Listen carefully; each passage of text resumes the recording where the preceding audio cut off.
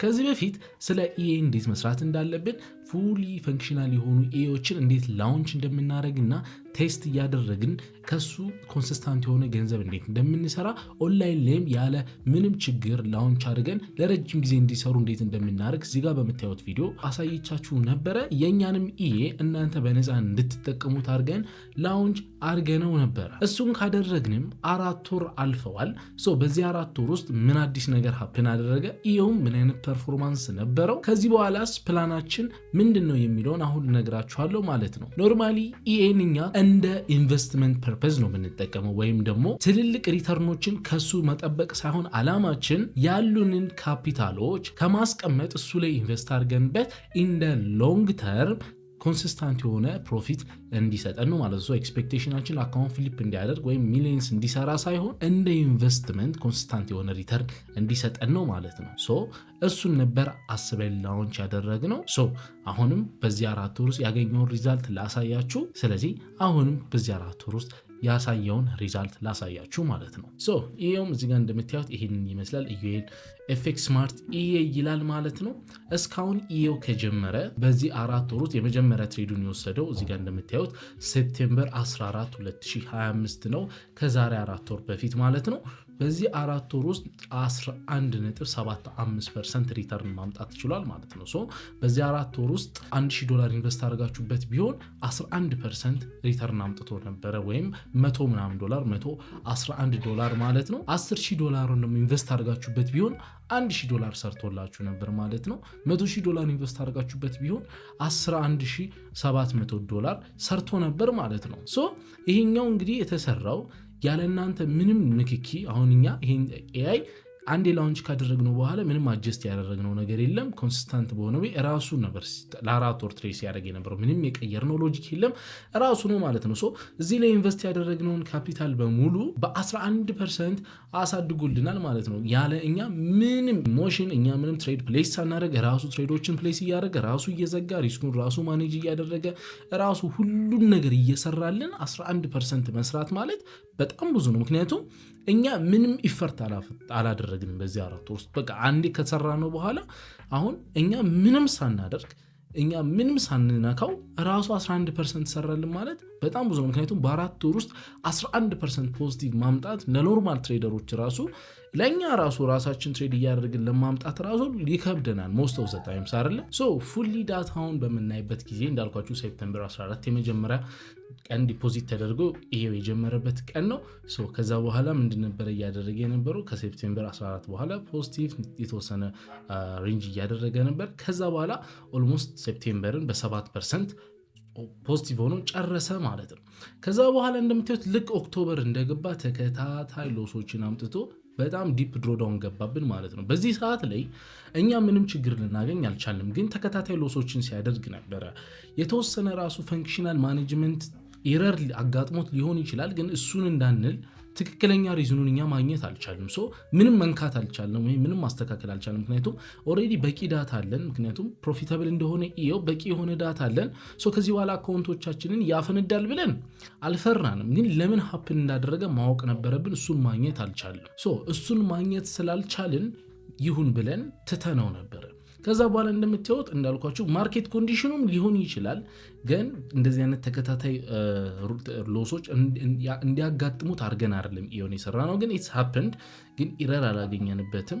ሜቢ የስፕሬድ የስሊፔጅ ጉዳዮች ሊሆኑ ይችላሉ ብለን ታውኖ ስቲል ማለት ነው። ግን የተወሰነ ዲፕ ድሮን ውስጥ ገባን። በዚህ ጊዜ ያ እንደ ኢንቨስትመንት እንደ ኢንቨስተር ያስፈራል አይደለ? ግን እንዳልኳችሁ አላማችን እኛ በደንብ ቴስት አድርገ ነው ፕሮፊታብል እንደሆነ እናውቃለን። አንዳንድ ኔጋቲቭ መንዞች እንደሚኖሩበት ኦልሬዲ ኤክስፔክት አድርገናል። ስለዚህ ኦልሬዲ ተው ነው ማለት ነው።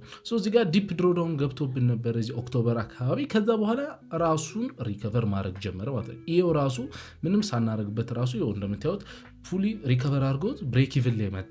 ከዛም በኋላ ከኖቬምበር በኋላ የተወሰነ ድሮዳውን ገብቶ ነበር። ከዛም በኋላ እንደምታዩት እንደ ሪል ትሬደር ግራፉ ከዚህ ከታች ጀምሮ እንዳለ ፖዚቲቭ ግራፍ ነው። ኦልሞስት ከዚህ ዲፕ ድሮዳውን ከገባበት ጊዜ እስካሁን እስካለበት ድረስ አሁን 11% ነው። ወደ 29 ምናምን አካባቢ ፐርሰንት ዲፕ ድሮዳውን ገብቶ ነበር። እሱ ሲደመር ኦልሞስት ወደ 40% ነው ከዚህ ቀን ጀምሮ ከኦክቶበር ሃፍ ጀምሮ 40% ነው ሪተርን ያመጣው ማለት ነው። እዚች ጋር የተፈጠረችው ኢንሲደንት ባትፈጠር ኑሮ ማለት ነው እቺ ኢንሲደንት እንኳን ተፈጥራ 40% ሪተርን አድርጎ ራሱ ሪከቨር አድርጎ ፖዚቲቭ 11% አመቱን ኦልሞስት ሊያልቅ ነው መዝጋት ችሏል ማለት ነው። እንዳልኳችሁ አላማችን የተወሰነች 2%ም 1%ም ቢሆን ያለኛ ምንም ኢፈርት ራሱ እንዲሰራ ነው። ምክንያቱም በዚህ ባለፉት 3 ወሮች ውስጥ ብቻ 8% ፖዚቲቭ ሰርቷል አይደል? ይሄ ሄጅ ፈንዶች ራሱ ታርጌት የሚያደርጉት በጣም ትልቅ ሪተርን ነው።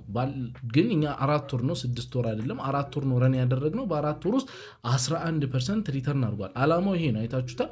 በ3 ወር 8% ነበር፣ በ4 ወር 11% ከሰራ እያለ ነው የሚጨምረው ማለት ቀስ እያለ ይጨምራል።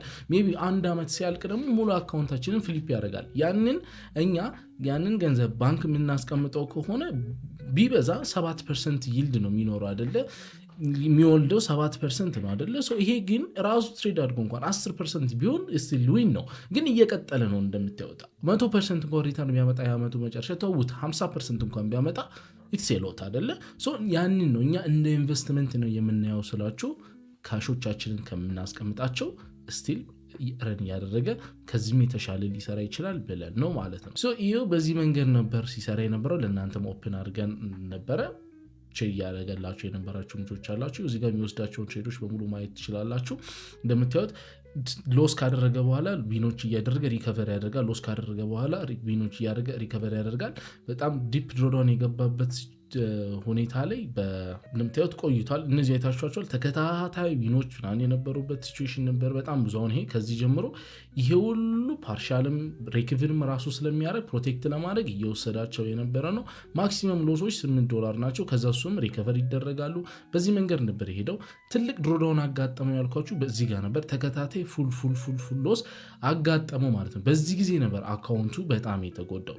ስቲል ለምን አፕ እንዳደረገ አላወቅንም። እዛ በኋላ ራሱን ደግሞ ማስተካከል ችሎ ከዛ በኋላ ዊኖች መጥተው ምናምን ከዚህ በኋላ ራሱን ሪከቨር አደረገ ማለት ነው። እኛ ግን እንዳልኳቸው ምንም ያስተካከልነው ነገር የለም። ስቲል ዘሴም ሉት ሳይዝ ነው እየተጠቀመ የነበረው ለሁሉም። ሉስ ያደርጋል። ፉል ቲፒዩ $6 ነው። ብሬክ ኢቭን እያደረገ ትሬሊንግ ስቶፕ ሎስም ስለሚጠቀም እያስተካከለው ራሱ እዚህ ደርሷል ማለት ነው። ከዚህ በኋላ አላማችን እንዴት ነው ስንል ይሄን አሁን ላይ ዲሴምበር ባለንበት ሰዓት አቁመናል፣ ወይም ደግሞ ትሬድ ማድረጉን አቁሟል። ለምንድነው ትሬድ ማድረጉን ያቆምነው? እኛ መጀመሪያ ይሄንን ኦንላይን ላውንች ስናደርግ ፖሲብል እንደሆነ ለእናንተ ለማሳየት ነበር። እሱን የሚያሳካን ይመስለኛል። እንደምታዩት ያቺ ኢንሲደንት ባትፈጠር ኖሮ ኦልሞስት ወደ 40% ሪተርን ተፈጥሮ ራሱ ስቲል 11% እንደሰራ ሳይተናችኋል አይደለ? ይሄ ትሬዲንግ እንደሚሰራና ፕሩቭ ለማድረግ ነው ለእናንተ እንደ መጀመሪያ ስቴፕ እኛን ተጠቅማችሁን የራሳችሁ ነገር እንድትሰሩ ነው ሀሳባችን። አሁን ያቆምንበት ምክንያት ኮምፕሊትሊ ለማቆም አስበን አይደለም።